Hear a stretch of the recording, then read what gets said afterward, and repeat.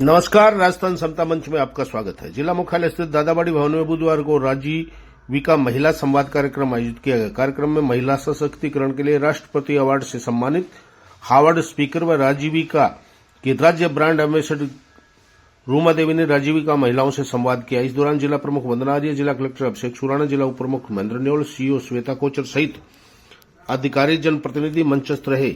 अतिथियों ने मां सरस्वती के चित्र के समक्ष दीप प्रज्वलन कार्यक्रम का शुभारंभ किया। जिला प्रमुख वंदना आर्य ने कहा कि राजीविका की महिलाएं आज ग्रामीण अर्थव्यवस्था की रीढ़ बन गई है।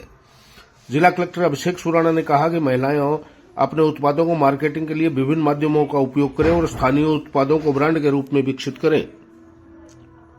उप जिला प्रमुख महेंद्र न्योल ने कहा कि ग्रामीण क्षेत्रों की महिलाएं अब केवल घर तक सीमित नहीं रही, बल्कि वे समाज की प्रगति की धुरी बन गई है। सीईओ श्वेता कोचर ने महिलाओं को अपने उत्पादों को बेहतर मार्केटिंग करने और धरातल पर आने वाली समस्याओं के लिए आपसी समन्वय से निस्तारित कर महिला सशक्तिकरण को प्रोत्साहन देने की बात कही।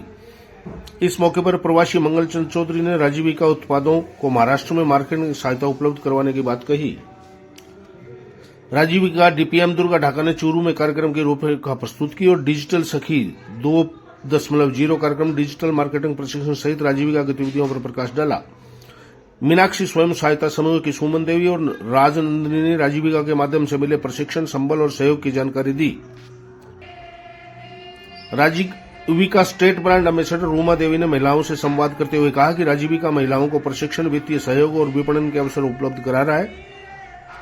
हमारी कोशिश है कि हर महिला अपने पैरों पर खड़ी हो और अपने गांव के विकास में भागीदार बने। रूमा देवी ने उपस्थित महिलाओं से संवाद करते हुए कहा कि महिलाओं की मेहनत ही असली परिवर्तन की ताकत है। उन्होंने बताया कि वह खुद एक छोटे से गांव की महिला है और उन्होंने सिलाई कढ़ाई से अपना सफर की शुरुआत की। आज जो भी मुकाम हासिल हुआ है वह आत्मविश्वास, मेहनत और महिला शक्ति की एक मिसाल है। उन्होंने कहा कि ग्रामीण महिलाएं अगर एकजुट होकर कार्य करें तो न केवल आर्थिक रूप से सक्षम बन सकती है, बल्कि अपने परिवार और समाज के विकास में भी बड़ा योगदान दे सकती है। उन्होंने राजीविका से जुड़ी महिलाओं को स्थानीय उत्पादों के ब्रांडिंग, पैकेजिंग और ऑनलाइन मार्केटिंग के माध्यम से अपना व्यवसाय आगे बढ़ाने की सलाह दी।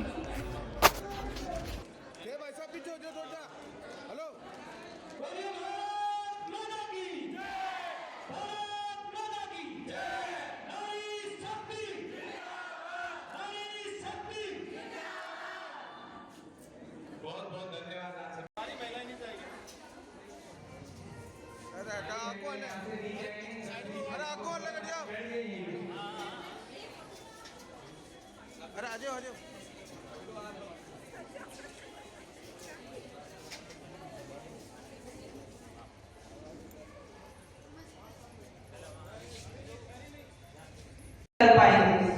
इसीलिए मैं आपको मेरे बारे में, मेरी जीवनी के बारे में पहले बताऊंगी, फिर मैं आपके बारे में सुनूंगी। तो आप ये बिल्कुल आपके मन से निकाल दें कि रूमा जी बहुत पढ़े लिखे हैं तभी इतना कुछ कर पाए। मैं आपको बता दूं, मैं बाड़मेर के एक छोटे से गांव राउसा से हूँ और मात्र 66 साल की उम्र में मेरी माता जी का देहांत हो गया। मुझे मेरी माँ का प्यार नहीं मिला। 8वीं में मेरी स्कूल छूट गई, आगे की पढ़ाई मैं नहीं कर पाई क्योंकि घर के कामों की जिम्मेदारी मेरे पास में थी।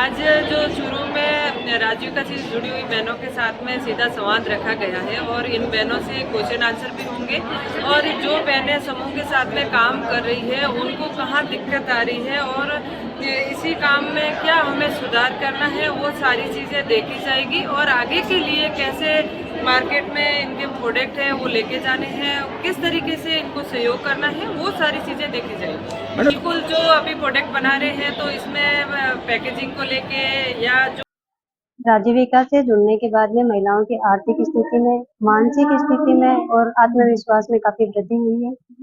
आज के समय से लगभग 15 साल पहले राजीविका की स्थापना हुई थी। तब महिलाएं अपने घर से बाहर निकलना भी उनके लिए बहुत चुनौती थी। इवन उनके लिए साधारण नागरिक की तरह जीवन जीना भी दुर्भर था।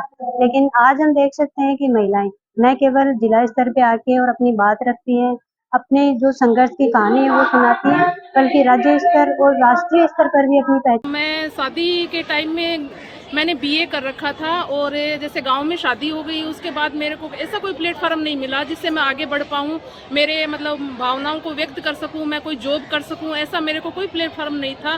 गांव की स्थिति के हिसाब से रहना पड़ता था, घूंघट में रहना पड़ता था। लेकिन राजीविका एक ऐसा प्लेटफॉर्म मुझे मिला, उससे जुड़ के मैंने एक्टिव वुमेन का भी कार्य किया, मेरी जैसी और बहनों को भी मैंने। पहले मैं हाउस वाइफ थी, घर का काम करती थी, घर से बाहर नहीं निकलते थे, घर से बाहर जाने का कभी मौका ही नहीं मिला। पीएच ससुराल, ससुराल से पीआर, घर का काम, खेती बाड़ी का काम, बस यही काम में हम रह गए थे। जैसे ही राजीविका में हम जुड़े तो राजीविका में जुड़ने के बाद हमें एक नया प्लेटफॉर्म मिला, घर से बाहर निकलने का मौका मिला। हम बाहर निकलते तो हम कई महिलाओं से भी मिले जुले। हमें पहले ये नहीं पता कि बैंक में जाने से क्या होता है, पंचायत में जाने से क्या होता है, सब जगह मतलब कोई चीज का नॉलेज नहीं था। जैसे ही हम राजीविका में जुड़े तो हमें नए नए तरीके पता चला। जैसे हम पंचायत का भी हमें मालूम है, बैंक का भी मालूम है। हम आज पहले मैं 2016 में राजीविका में जुड़ी थी, तो समूह की महिलाएं आई थी हमें जोड़ने के लिए सीआरपी राउंड से। पहले हमारे घर की स्थिति बहुत ही खराब थी और मुझे तो जानकारी भी नहीं थी कि समूह क्या चीज होता है। उन महिलाओं ने बताया समूह के बारे में, फिर मुझे और मैंने बीडीएसपी के रूप में कार्य किया है और बीडीएसपी से मेरे को जितने मतलब उद्यमी हैं उनको प्रमोट किया है और महिलाओं को आगे बढ़ाया है, जिससे महिलाओं को भी आत्मनिर्भर हुई है, वो भी आगे बढ़ी है। और राजीविका से जुड़ने से पहले की स्थिति मेरी कोई ठीक नहीं थी, घर की परिस्थिति भी थोड़ी खराब थी, पर राजीविका से जुड़कर मुझे खुद को भी। राजकीय लोहिया महाविद्यालय चूरू में पूर्व छात्र संघ अध्यक्ष महासचिव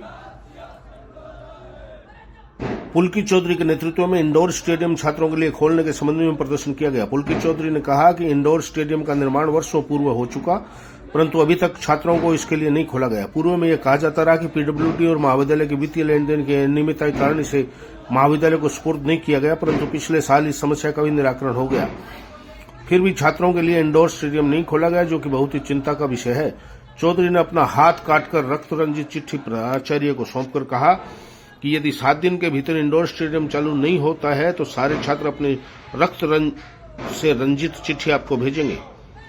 पूर्व छात्र संघ अध्यक्ष अनिल भाकर ने कहा कि प्रशासन एक शानदार इंडोर स्टेडियम को स्कूटी खड़ा करने के काम में ले रहा है, जो कि निंदा का विषय है।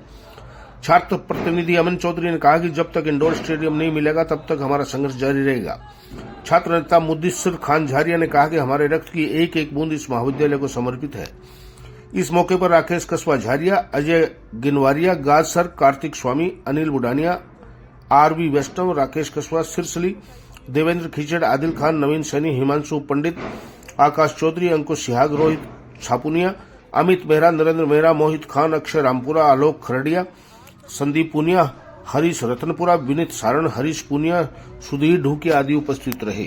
कि कॉलेज प्रशासन का पेमेंट बकाया है, कुछ बोल रहे हैं पीडब्ल्यूडी का पेमेंट बकाया है, परंतु फिर भी हमें आश्वासन दिया गया कि हम कुछ दिनों में इसे चालू कर देंगे। परंतु कुछ दिन बीतते गए, कुछ दिन नहीं वर्षों बीत गए, परंतु आज भी छात्रों को वो स्टेडियम है, इंडोर स्टेडियम जो उनका हक है, वो अभी तक उन्हें नहीं मिल पाया है। परंतु आज फिर जब उन्हें मिला तो उसमें स्कूटियां खड़ी करने का काम कर रहे हैं, जो कि धूल फांक रहा है। आज ये बड़ी ही विकट समस्या है कि जिनके पास नहीं होता है वो तो न होने के नाम पे रो रहे हैं और हमारे पास होते हुए भी हम रो रहे हैं। उसी प्रकार की घटनाएं हो रही हैं जो देश और जहां पर जिनके पास नहीं होता है वो ऐसे बोल रहे हैं कि भाई हमारे पास इंडोर स्टेडियम नहीं है, परंतु हमारे पास है। और इतनी बड़ी कॉलेज में इतना बड़ा इंडोर स्टेडियम होने के बावजूद भी छात्रों के लिए काम में लेने के लिए यूज में नहीं आ रहा है, तो वो बहुत ही निंदा का विषय है। मैडम इधर की उधर की बातें करके हमें बरगलाने का काम कर रही है, जो कि नहीं चलेगा। आज हम मैडम को रक्त रंजित जो चिट्ठी है वो देंगे, ठीक है, और उसके बाद में 7 दिनों का उनको अल्टीमेट दे रहे हैं। अगर अगले 7 दिनों में हमारी मांग नहीं मानी जाती है तो हम बड़े स्तर पर धरने और भूख हड़ताल का आयोजन करेंगे। धन्यवाद।